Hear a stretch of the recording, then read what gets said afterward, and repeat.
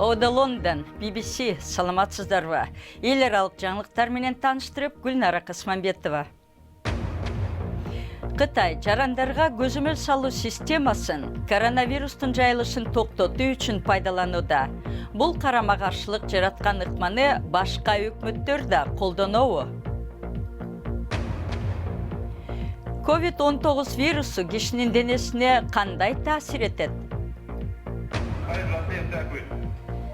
Коронавирус карантини учурунда жардам берген роботтар.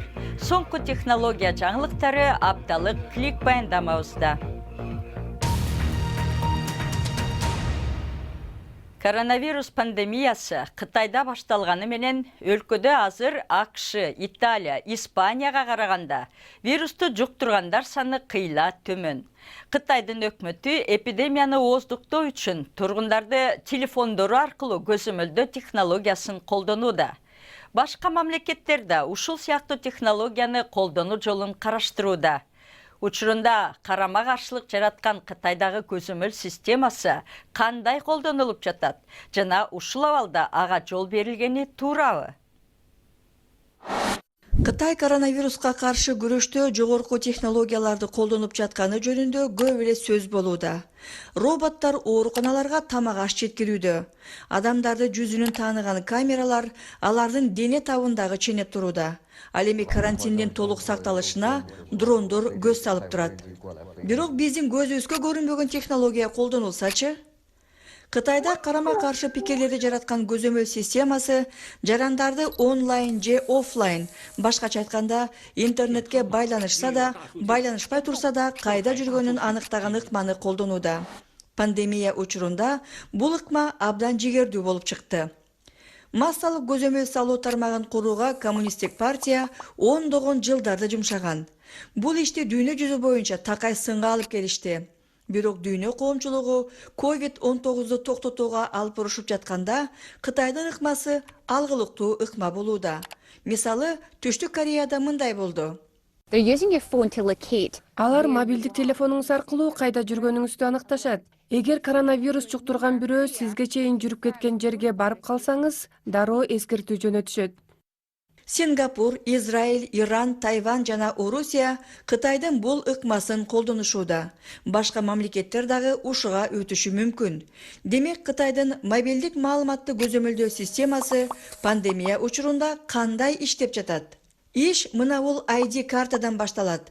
Кытайда бул картасыз эч нерсе кыла албайсыз. Мобилдик телефон алуудан тартып, кандайдыр аппликацияны колдонууга чейин сиз жасаган иштердин баарысы бул ID картага жазылып турат.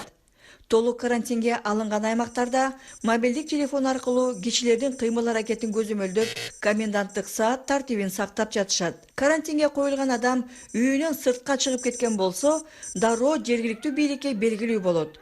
Мындан сырткары, ооруган адам вирус аныкталганга чейинки 2 аптада кай жерлерге барганын дагы толук аныктап чыгышат. Адамдын жана компьютердин анализинин натыйжасында бул киши вирусту кимдерге жуктурганын эсептеп билишет.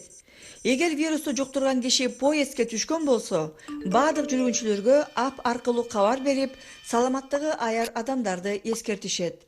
Ар бир жаранга айланасындагыларга канчалык коркунуч келтирерин көрсөткөн түстүү код берилген. Жашыл эч кандай коркунуч келтирбейт. Кызгылт сары вирус жуккан жерде болду дегенде, ал эми кызыл вирусту жуктурган дегенди билдирет.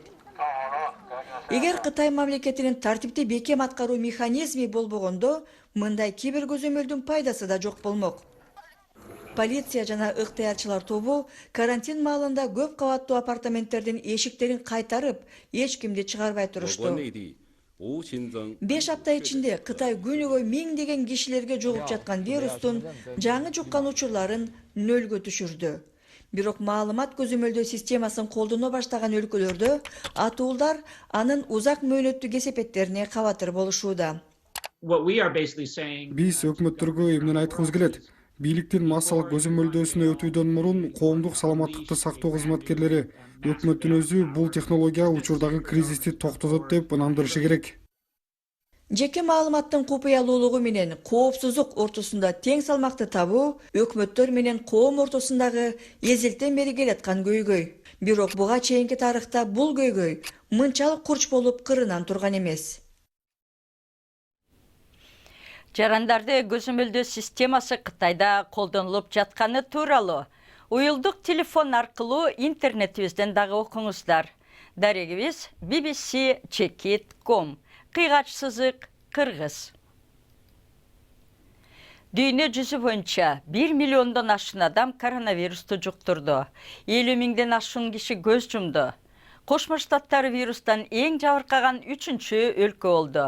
Дүйнө боюнча вирус жуктурганы тастыкталган адамдардын эң көбү АКШда. Ал жерде каза тапкандардын саны 6 миңге жетти. Нью-Йорктун бийликтери ар бир адамды сыртка чыкканда маска кийип жүрүүгө үндөп жатышат. Бирок президент Дональд Трамп бүтүндөй өлкө боюнча милдеттендирген буйрук чыгаруудан карманып турат. Ак үйдүн башкы кеңешчиси доктор Дебора Бёркс кишилер бет кап кийип алып, толук коргонуп алдык деп ойлобошу керек деп эскертти.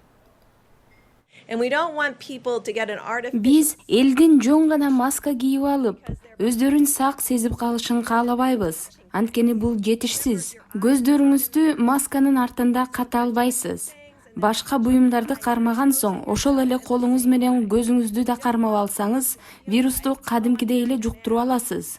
Ошондуктан адамдар жөн гана маска тагынып алып, мен сакмын, мен башкаларга да жугузган жокмун деп ойлогону туура эмес. Албетте маска сактайт. Бирок маска тагынып алып, болду мага вирус жукпайт деген ой жаңылыштык болуп саналат. Ошону жеткизе айткым келди. Анткени тилекке каршы вирусту жуктуруп алуунун жолдору көп болуп жатат. Көп дени сак адамдар вирусту эч ак эле жуктуруп алган болушу мүмкүн. Бирок аларда оорунун симптомдору эч көрүнбөй, илдет жеңил өтүп кетиши мүмкүн. Дал ошол себептен масканын ролу тууралуу талкуулар уланып жатат. Коронавирус жер бетинде ылдамдык менен жайылып жаткан учур. Бул вирус адамдын денесине кандай таасир этет? Түшүндүрмө. Коронавирус инфекциясын вирусту жуктуруп алган киши чүчкүрүп же жөтөлгөндө оозунан чыккан чачырандылар аркылуу жугаарын баарыбыз билебиз. Мындан сырткары ошол чачырандылар түшкөн буюмдарды кармап алып, андан соң микробтор жабышып калган колубуз менен бетибизди, оозу мурдубузду жана көзүбүздү кармап алсак да вирусту жуктуруп алуу мүмкүн. Аталган вирус мурундун жана ооздун ичиндеги челдүү кабыктын клеткаларына жармашып, биздин клеткаларыбызга окшошуп көбөйө баштайт. Кишинин ооз же мурундун ичине кирген соң вирустун найза сыяктуу чыгып турган белоктору клеткалардын мембранасынан тешип өтөт. Ал эми мембранадан тешип өткөн соң вирус каалашынча көбөйө баштайт. Аз эле убакыттын ичинде вирус өзүн өзү 10 миң же 100 миң эсе көбөйтүп коюшу мүмкүн. Көбөйгөн вирус тешип кирген клеткага батпай калган соң, ошол клетканы бузуп жеп салат. Ошентип жанындагы клеткаларда жабыркай баштайт. Андан соң вирус кишинин бронхиалдык түтүктөрүнө өтүп кетет. Бул өпкөнүн жабыркашына алып барышы мүмкүн. Анын үстүнө вирус өткөн түтүктөр да шишип, дем кыстыга баштайт. Эгер вирус өпкөгө өтүп кетип, инфекция күчөп кетсе, эң коркунучтуусу ошондо башталат. Себеби бул пневмония деген оор илдетти козгоп коюшу мүмкүн. Сиз көрүп жаткан BBC жаңылыктарды улантабыз. Франциянын полициясы Пасха майрамына карата эс алуу учурунда эл жол жүрүп, коронавирусту жайылтпасын деп, Париждин тегерегинде элди токтотуп, температурасын текшерүүнү күчөттү. Телефон чалуулардын анализи көрсөткөндөй, өткөн айда карантин киргизилгенден бери 1 миллиондон ашуун адам айылдарга жөнөп кеткен. Эми андайларга 3750 евро айып пул салынат, же 6 ай абакка кесилиши ыктымал. Таиланд вирустун жайылышын ооздуктоо максатында коменданттык саат киргизген соңку өлкөлөрдүн бири болду. Эми абдан чукул себеп болбосо, элге түнкү саат 10дон таңкы саат 4кө чейин эшикке чыгууга болбойт. Таиландда коронавирусту жуктурган аныкталган кишилердин саны 2000ге жакын. Пентагон учак ташыган америкалык Теодор Рузвельт кемесинин командирин кемеде коронавирустун жайылуусун көзөмөлдөгө жетиштүү чара көрүлбөй жатканын эскертип кат жазганы үчүн кызматтан кетирди. Расмийлердин айтымында капитан Бред Крозер болуп жаткан окуяларга туура баа бербей, кереги жок башаламандык жараткан. Индияда пандемияны тейлөөгө Дүйнөлүк банк $1 миллиард чукул жардам бермей болду. Акча текшерүү аспаптарын, вентиляторларды, коргонуу жабдыктарын сатып алууга жана жаңы изоляция бейтапканасын курууга жумшалат. Бул каражат Пакистан жана Афганистан баш болгон 25 өлкөгө берилчү кеңири финансы жардамынын бир бөлүгү. Коронавирус менен эми жада калса роботтор дагы алып бурушканы калды окшойт. Технология жаңылыктарын камтыган кезектеги апталык клик баяндамабыз.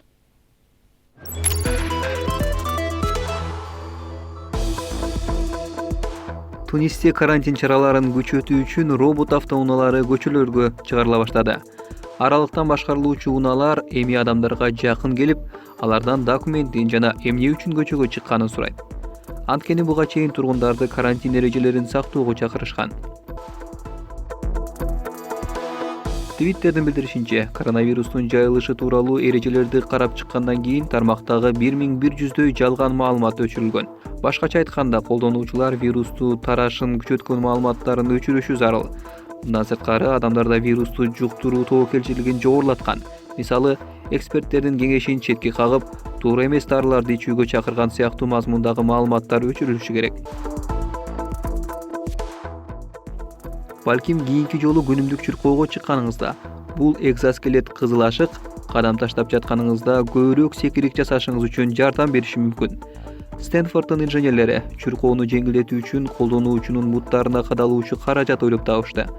Буттун бармактары жерден көтөрүлгөндө кыймылдаткычтар кызыл ашыкты чоюп, буттун арткы жагы менен өткөн кабелди тартат экен.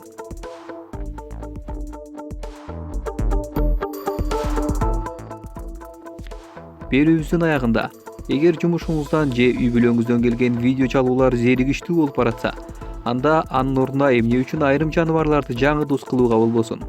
Калифорниядагы Sweet Farm коругу жаныбарларын интернет аркылуу көрсөтөт. Негизинен анда жаныбарлардын ичинен эчкилерди көрүүгө болот экен.